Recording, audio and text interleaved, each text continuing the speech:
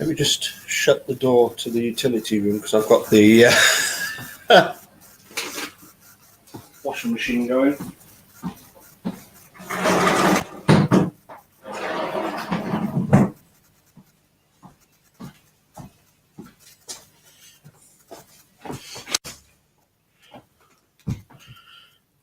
Hi everybody.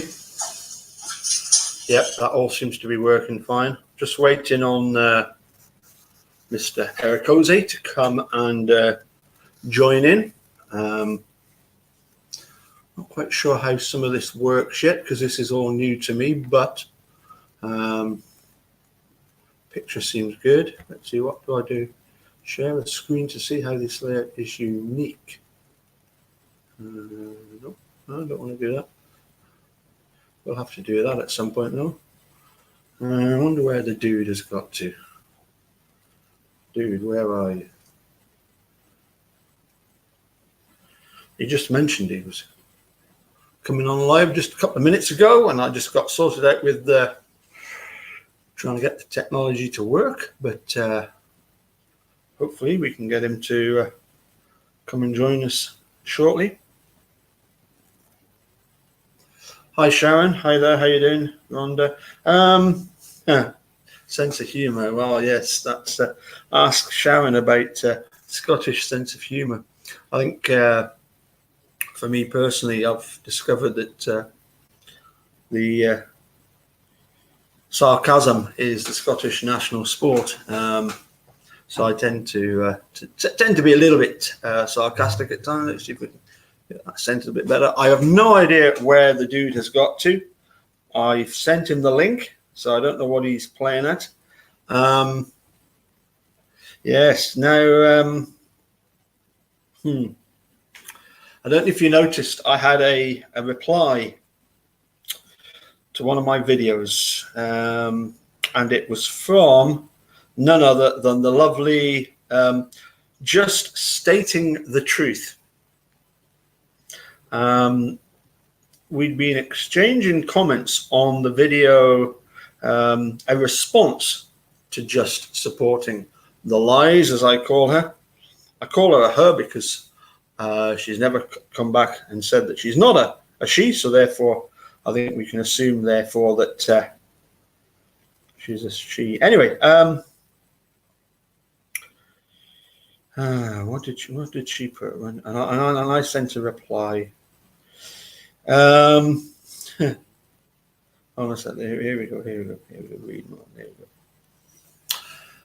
So what she put was, Paul Capaldi. Hey, thanks, Paul. Here, let me try to spell your middle name, because if you remember, she got in touch with me and said that you do realise you're supporting these terrible people, the Averys, and you know, it's for me, it's a real class thing. It's lack of class as regards the guilds, but they seem to think that the Averys are some sort of low down, worthless people, which they're clearly not. Hold on a sec. Let me just click on this, because we have got, if I click on that, guess who we've got on the other side. Is that right? Have we got the dude? How's it going, buddy? I can't hear him. You can't hear me. I can't hear him just yet. Let's see if I can it says everyone click on this. Let's see. Have we have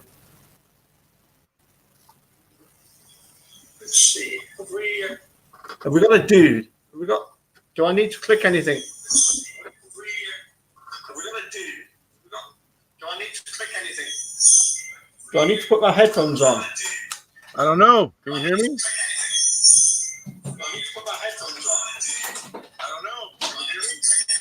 Yeah, you definitely I can hear you now. Well, you can hear me. All right. Wow, hold on. Hello? Hello? Hold on. Hello. What do I need to do to get you to work? I don't know. I've got a picture of you. Hello. I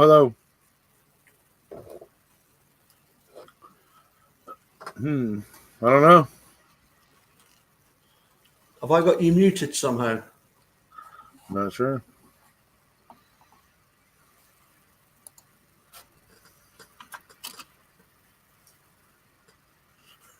Exactly.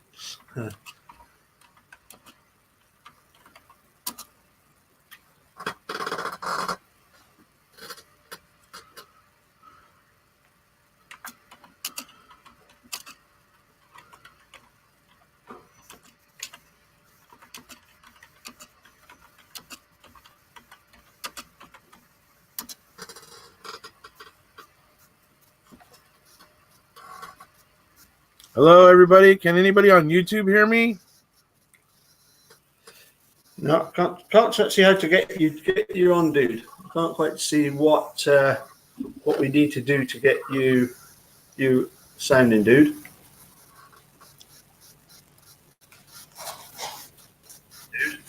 Hello? Hello? You can hear Erekose and I can't. Right, okay.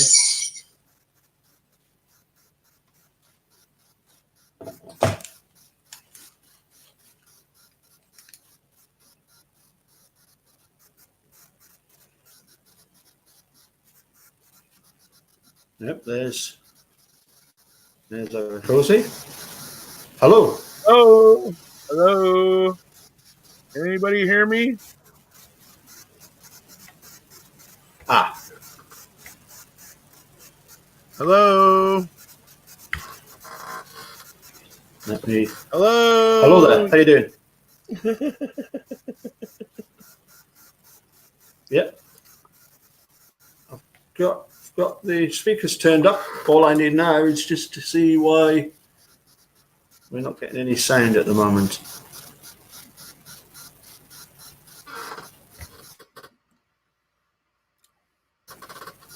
No.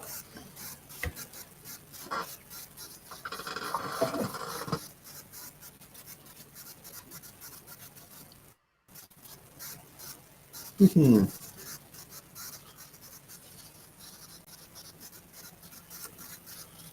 Hello. Can anybody out there on He's YouTube there. hear He's me? definitely there. I don't know where he's gone, but he's definitely there. So we will eventually catch up with him. Oh, that's Let's see.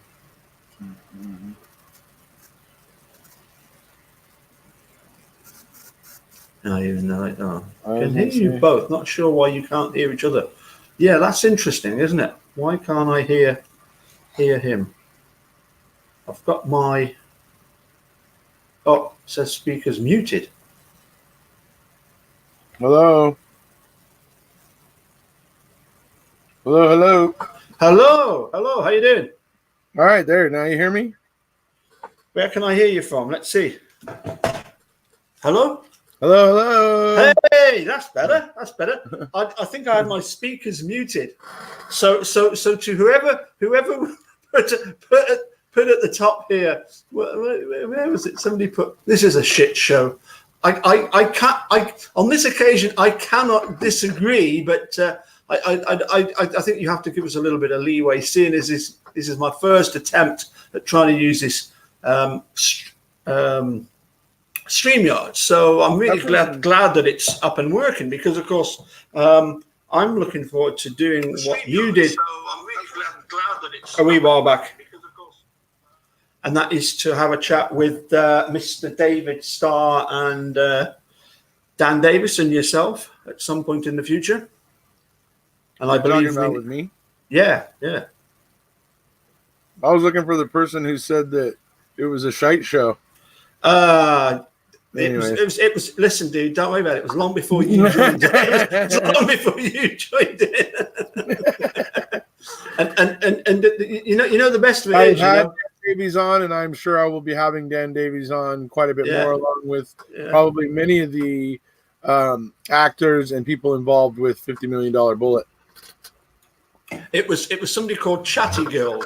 Now the thing is, Chatty Girl, if you want to insult me, you're gonna have to do a lot better than that, because I tell you, some of the insults that I've had off the dude are far better than anything I've had off any of any guilt. And trust me, the dude knows how to insult me. Oh dear, some of the SH1T I take off him at times. Yeah, we are still in the process of deciding whether or not to revoke his Scott card. But but that's another matter. Anyway, so you've got a wee thing coming up very shortly. I see on the old. Well, it seems like it's been ages ago that Kathleen Zellner filed her motion. When was it that she did it? It's been 3 weeks, I think, or so. Yeah. And the state's response is basically due around the 14th. All right. Okay. To be honest, dude, I think that's probably what's going to interest us even more than order. That it's probably going to interest us even more than what Kathleen Zellner has put forward, because she's been putting forward this for ages, and so far we've only had Sukovich basically not paying any attention. But I presume that the state have to actually respond to the various issues that she's raised. Well, I'm assuming they will, of course. I mean, she has them kind of backed into a corner now with the bones. They've had to say that they gave a grieving family animal bones. I mean, these bones have really exposed them. And so she's going for it. She's going right for that, what she perceives as their soft spot, because they're acting like it's the soft spot. Yeah. So. Yep. I see you on the Dr. Pepper. I'm also on the Dr. Pepper. Can you see that? Yeah. Old speckled hen. Yeah. The Dr. Pepper's just blocking right now because I'm actually eating. I thought we were doing this after my live, so I do apologize. I was that excited that I managed to get this far. I might as well just carry on and go the whole hog, because it's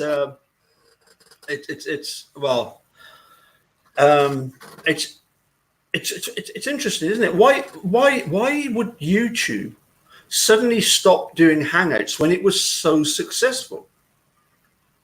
I just don't understand that. And they left us with nothing to replace it. I think YouTube was trying to create a situation where it at least wanted people that were tech savvy enough to be able to make their broadcast work. I think maybe they felt like they were just getting too much, and like a lot of crazies, a lot of racially charged stuff, people that were just, putting out racial propaganda and stuff like that. That's just not healthy or good for anybody. I think that was part of it. So they wanted to make it harder. They basically wanted, I think that their goal was probably, we just want to make sure we get smarter people talking online, Well, okay. And I think it's well established throughout, when I was going through school that racism and those sort of things are a form of ignorance. So anyway. Yeah. Have you seen what Sharon's put? There was a comment as to why are you hiding? She's put because you've got your curlers in. That's it.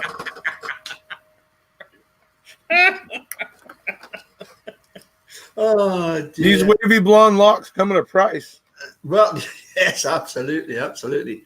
No, I must admit, what was it? There was a couple of videos you did where you'd got, I think it was either your black shirt, or I think it might have been your white shirt and your nice tie. I can't remember what it was, and your hair was all really nice. And you're a bit like Stephen Avery. When you're sort of close up, you've got quite piercing blue eyes. And even Eunice went, "Oh, he's looking very smart tonight." So at times, you polish up well. You're gonna have to be careful. Talking about what about some of those limericks? Did you see that one he did? I watched the whole thing. I watched the whole thing on Twitter. I watched in every verse. It was great. It was awesome. Yeah. I love the way he introduced the first one about Leah was awesome. He says, well, the only way I can say this is the person I'm referring to is his wife, but that's not the way it went in the limerick or whatever. It's all about stepdaughter. Yeah, but what amazes me, right, is that I mean, I speak English, that's my first language, and even I can't make up limericks as good as that, well, actually, I do know one limerick, but it's rude, so I better not say it unless you really want to hear it. Yeah, Rule is a very talented fellow. I love Rule. Yeah. It goes like this, okay? Because we're all adults here, and it's 5 to 10, okay? So this is the only limerick I can even remember, let alone make them up. It goes like this: there was a young man from Taunton who was born with a bit of a shorten. To cover his loss, he had balls like an ox and the stroke of a 500 Norton. A Norton is a motorbike. A motorcycle? Okay? Yeah, I figured. Yeah. So, actually, talking about motorbikes, the Eagle Nation Cycles, obviously they deal in motorbikes. Offhand, do you know, is it mainly like the biker community that they deal with?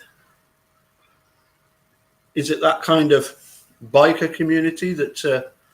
Well, there are bikers there. I mean, there's various bikers that come through there. I mean, he has like bikers that bring their bikes there. He also has, the type of, weekend, bikers, which are like doctors or successful professionals that like to get out on their hogs, or their Harleys on the weekends, and he gets business from those types of folks. So it's a lot, but.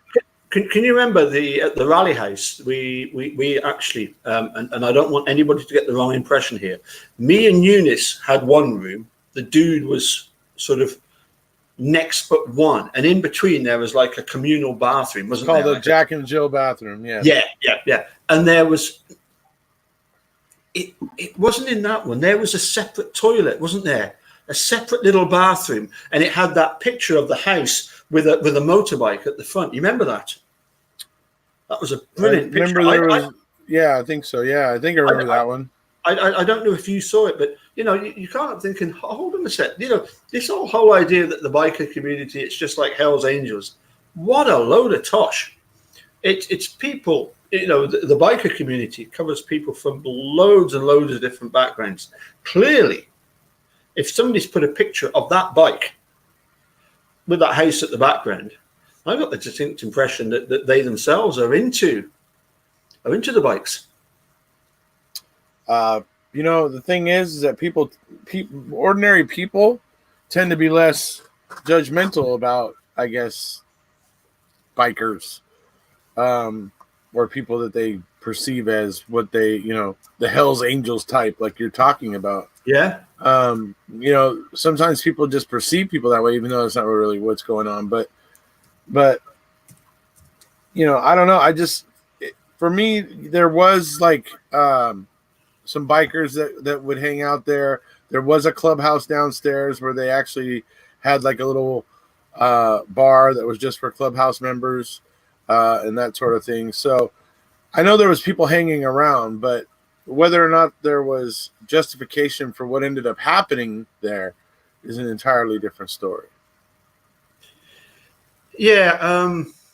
I mean, look, I'll be honest. When you first started covering the case, and I heard about the fact that the guy had ran out with a gun in his hand, and the police shot him, and at first I was maybe a little bit sort of mean, if you like, mean-spirited, in the fact that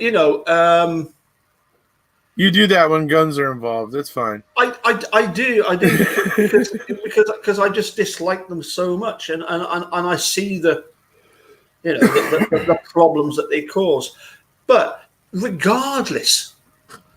I think they should put the sugar back in Iron Brew, but anyway.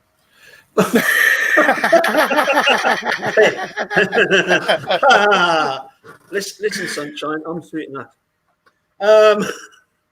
No, but seriously, the email that I sent to, I found the obviously contact for Nina Police Department, and I sent an email, and it was simply like on the contact, it said, Alan Olson, sheriff, chief, so for his attention.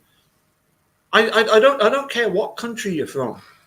When you see that footage of Michael Funk coming out of the, having no idea what was coming. I mean, but the thing is, he knew the police were there, right? But he must have known they were around, but he figured. But you got to remember, he's literally coming out right after the Hasty team. So the Hasty team comes in, has their little shootout with Funk, where Funk couldn't hit water if he fell out of a damn boat, right? You mean Flatoff? I'm sorry, Flatoff. Yeah. Where Flatoff couldn't hit water if he fell out of a boat, really. Well, he was paralytic at the time, wasn't he? So they get the officer that falls down the stairs, they get all regrouped, and they get out the door. At that point, Flatoff tells Funk, go close the back door.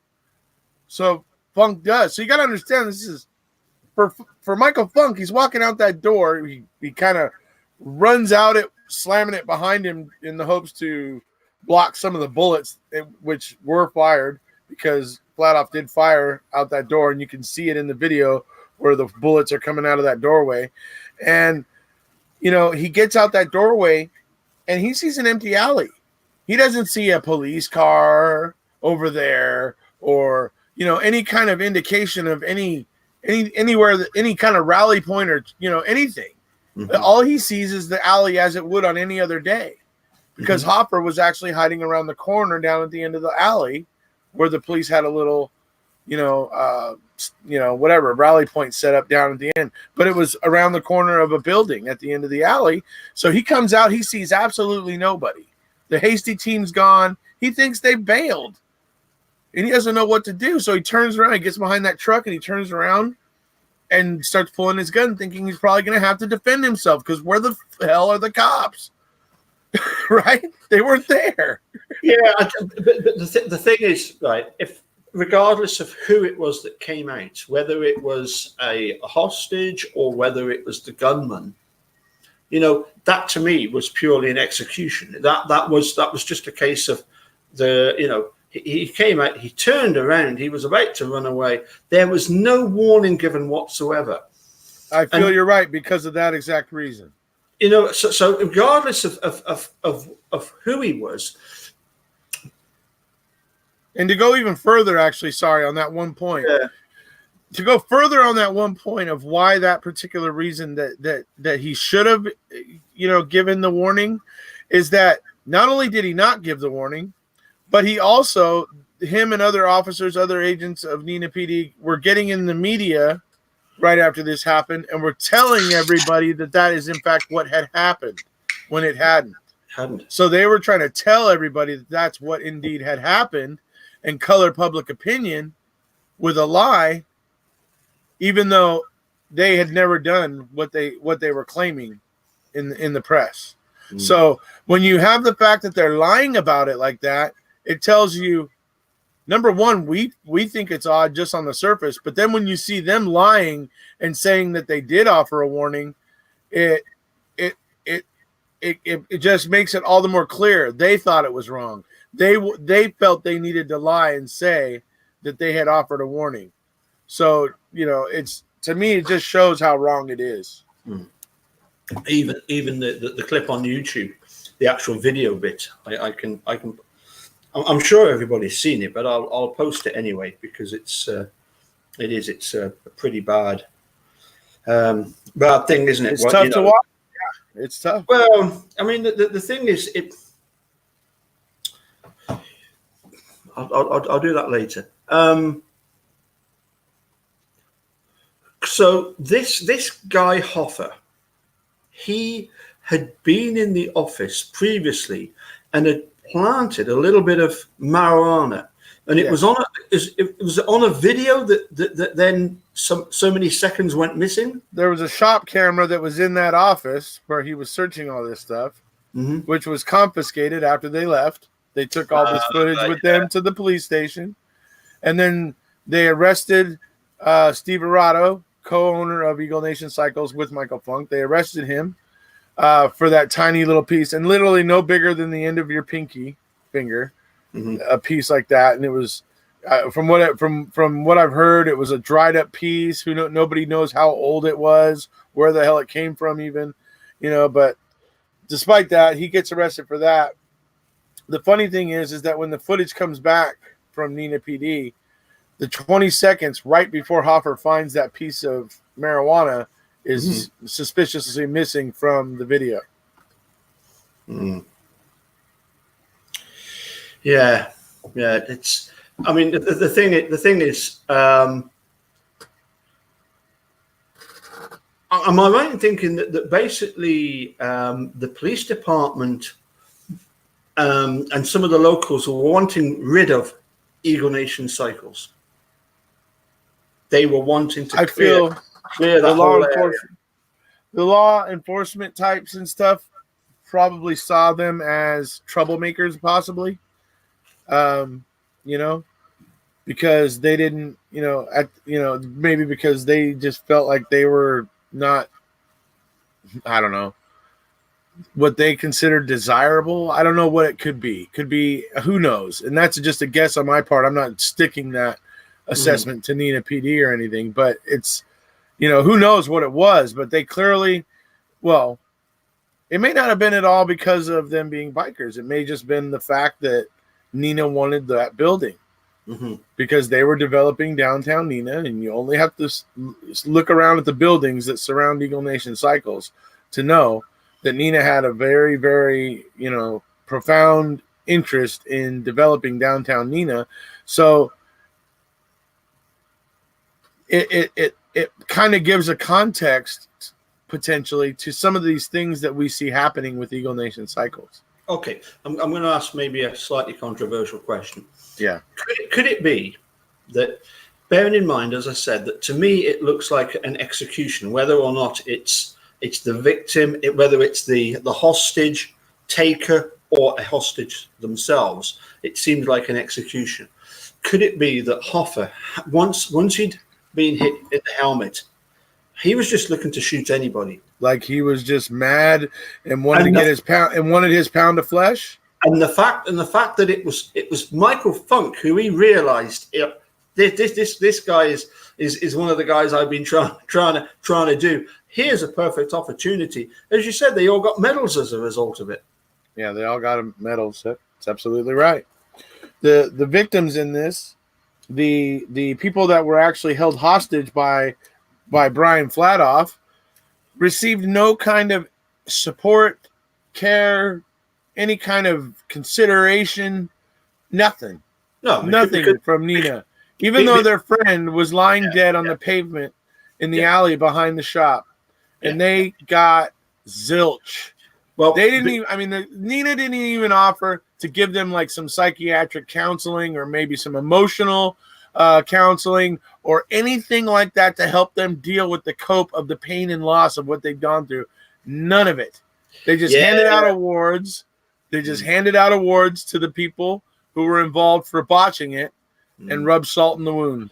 Yeah, go ahead. It's almost as if, it's well, they're bikers. It's not as if they've got feelings. So, we don't need to worry about that. They're like, or maybe like they're subhuman. Maybe there's some kind of belief that they're, it's like Lord Farquaad talking about the ogre. It's not like you only have to look at the success of shows like Sons of Anarchy to know that Americans like that culture. We actually dig that bike culture, that biker culture, cycle culture. It's kind of a part of American pop culture at this point. Yes, it only takes one or two of the biker culture to give the rest of them a bad name. Just like with any group, trouble. But the majority of them, they're actually they actually have a pretty good moral compass. Somebody put there that they Google Earthed the area around Eagle Nation cycles to see what it looks like, and as we discovered back in June, there are loads and loads of these big buildings and very smart modern offices, modern architecture, lots of windows, shiny, real new. It's all very stunning. And also bear in mind that this is the other interesting thing, of course, I've just remembered. Is there not also connected with the same building? Is there not a tattoo parlor? There is in a bar. I believe there's a bar connected to it as well. There was various other little units connect in that same building that you kind of associate with the biker community. Yeah. I'm sure Tattoo Parlor was one of them. I'm pretty sure there is. Yes. Yeah. So it's almost like they're sort of lower class citizens. Therefore, we don't really care too much for them. It would seem that there may be some of that there, particularly in the minds of law enforcement. And is that not what we're finding out as a huge parallel with Stephen Brendan? But like I said, this all could have came down to the city's desire to clean up downtown Neenah. Mm-hmm. So it could have all come from the top. Yep. It might have really had nothing to do. They may have just happened to be bikers and be in the wrong spot. Mm-hmm. I think that's a possibility. Because I believe Neenah was looking. I believe Neenah had an agenda. Yeah. For downtown Neenah. Okay. Well, it would explain why they raided the shop in 2012. And were looking for drugs so extensively and found nothing except for less than the end of your pinky finger worth of marijuana is all they found. In the entire upstairs, downstairs, everywhere, they tossed everything. I did a video where I showed all the pictures. I mean, they found nothing. They went in there expecting to find drugs. Had they found drugs, Paul, they would have been able to confiscate the building right there. Boom. Said and done. Right. Yeah. Said and done. And then SWAT could sell it back to Neenah so they could develop it. Mm-hmm. Mm-hmm. That is a possibility of what could have happened in 2012. But they didn't find any drugs, or at least not enough, to suggest some kind of operation. And so it came to nothing. Mm-hmm. So you got to keep in mind there's a lot of balls in the air.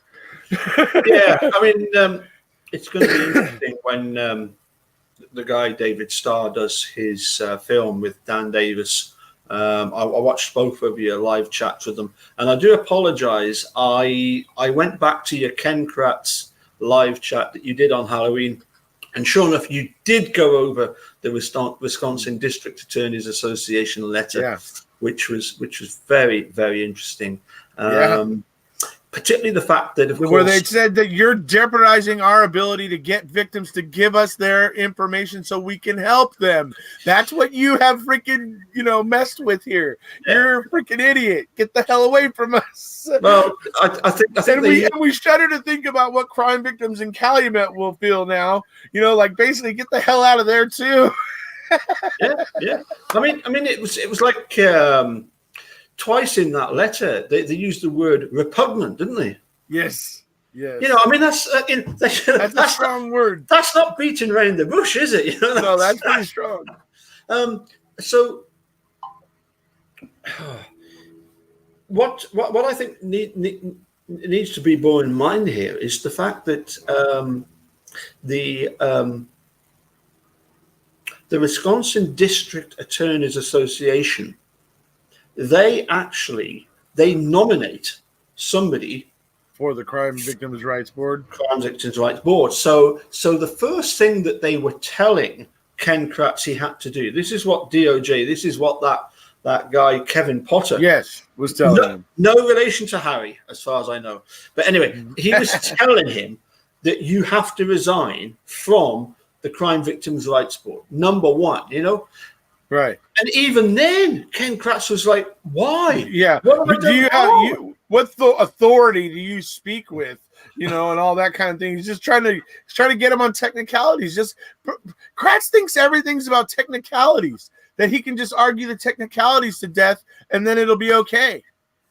Well, also, I think what was quite interesting was the number of women that pointed out about the drink driving. He was not worried at all about drink driving because, who's going to prosecute him? He's the prosecutor.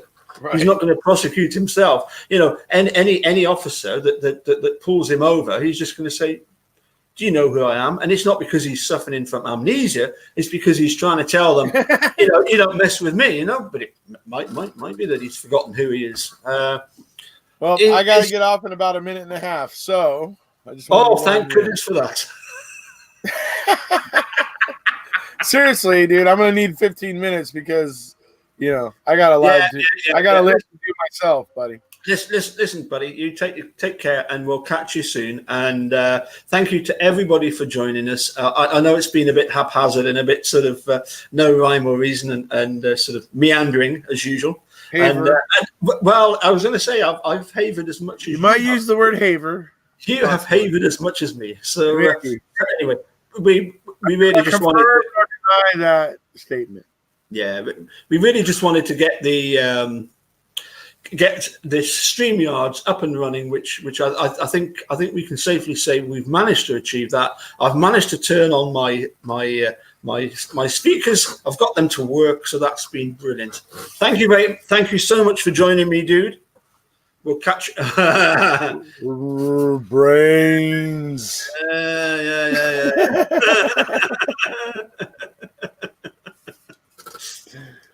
Anyway, I've just got one word for you. Yeah. Ow. Ow. Ow. See you all later. Bye for now. And tune in to Erekose very, very shortly. Catch you later. Bye for now.